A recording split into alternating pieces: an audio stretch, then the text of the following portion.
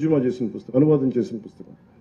ఇందులో ఏంటంటే మీకు జీవాన్ని పర్యావరణాన్ని పరిరక్షించడానికి ఖర్చు లేకుండా ఎలాగనేది ముసునోబు ఫుకోకా అని చెప్పి ఒక జపనీస్ శాస్త్రవేత్త రాసిన పుస్తకం, వ్యవసాయ శాస్త్రవేత్త.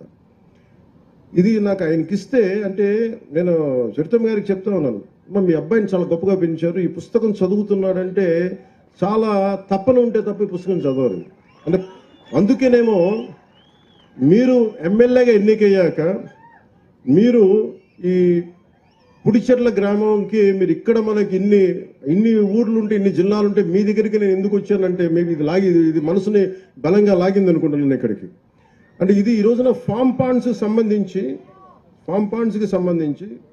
సమగ్ర కొంచెం మీకు వివరించి, అంటే మీకు చాలామంది మీరు సినిమా ఓజీ అంటున్నారు కానీ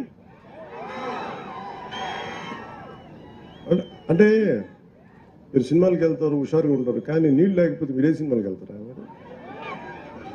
అందుకని ఎప్పుడేనంటే మంచి అభివృద్ధి ఉండాలి, రోడ్లు కావాలి, మనకి ఇరిగేషన్ ప్రాజెక్ట్స్ ఉండాలి, పంట నేల పచ్చగా ఉండాలి, ఇవన్నీ కోరుకోవటం. దాంట్లో మొదటిది నీటిని సంరక్షించుకోవడం. మనకి రాయలసీమ నేల నీటికి చాలా ఇబ్బంది పడేది, వస్తే భారీ వర్షం వస్తే, కానీ నిల్వ చేసుకునే సౌకర్యం లేదు మనకి. ఈ నిల్వ చేసుకునే సౌకర్యం మీరు ఊహించండి, 1,55,000 నీటి కుంటలు, 1,55,000 నీటి కుంటలు కానీ మనం ఈ రోజున మన టార్గెట్, ఇది ఒకటే టార్గెట్ పెట్టాను నేను, మే నెలలోపు అయిపోవాలని చెప్పి నేను శశిభూషణ్ గారికి కానీ మన కృష్ణతేజ గారికి అని చెప్పాను, మే లోపు అయిపోవాలి, ఎందుకంటే వర్షాలు రాగానే నీటి కుంటలు నిండాలి. అంటే 1,55,000 పాండ్లు గనక నీటి కుంటలు గనక నిండితే మనకి ప్రకాశం బ్యారేజ్లో 3 TMCల నీళ్లు, అలాంటిది మనకి 1,55,000 పాండ్లు నీటి కుంటలు కనుక నిండితే 1 TMC వచ్చేస్తుంది. అందుకని మనకి పెద్ద ప్రాజెక్టులు వచ్చే వరకు నా నమ్మకం ఏంటంటే, కృష్ణదేవరాయలు గారు ఇక్కడ ఎప్పుడు మన తటాకాల మీద వ్యవసాయం చేసిన పద్ధతి, మనం ఏం కొత్తగా చేయట్లా, మర్చిపోయిన దాన్ని కృష్ణదేవరాయలు గారు చేసింది.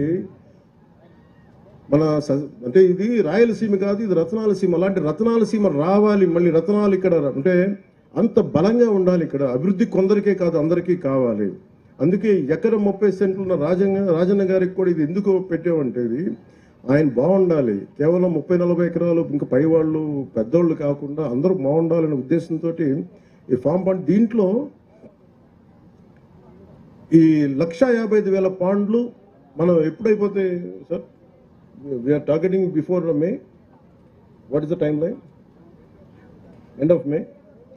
అంటే మే నెలాఖరులో ఇది అయిపోయేలాగా. ఎందుకంటే మనం ఎందుకు ఇంత బలంగా చెప్పగలనంటే, ఒకటే రోజున మనం గ్రామ పంచాయతీలో గ్రామ సభలు నిర్వహించాం. 13,326 పంచాయతీలు గ్రామ సభలు నిర్వహించగలిగామంటే మనకి సత్తా ఉంది, పనిచేసే అధికారుల యంత్రాంగం ఉంది. కానీ వాళ్ళకి పని చెప్పడానికి దిశానిర్దేశం చేసే ఏ స్వార్థం లేని వ్యక్తులు కావాలి.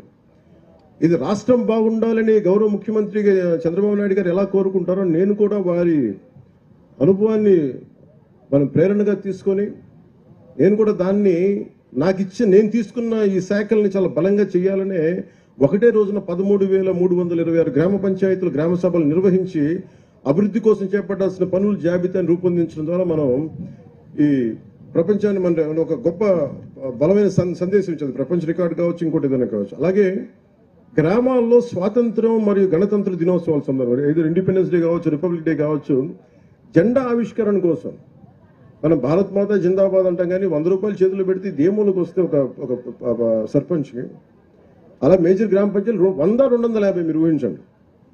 అంటే ఇన్ని సంవత్సరాలు గత ప్రభుత్వంలో ఆయన ఉన్న వారు 100 కాదు 250 కూడా చేయలేకపోయారు ఒక్కొక్క మైనర్ గ్రామ పంచాయతీకి.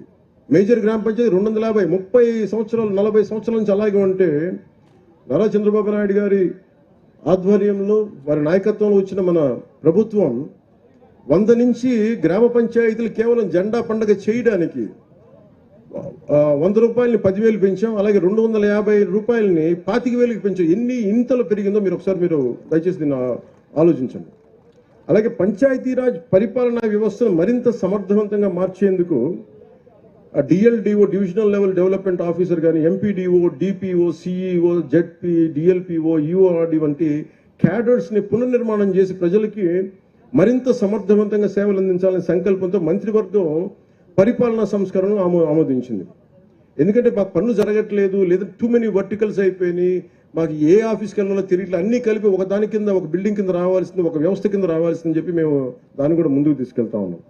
అలాగే మహాత్మా గాంధీ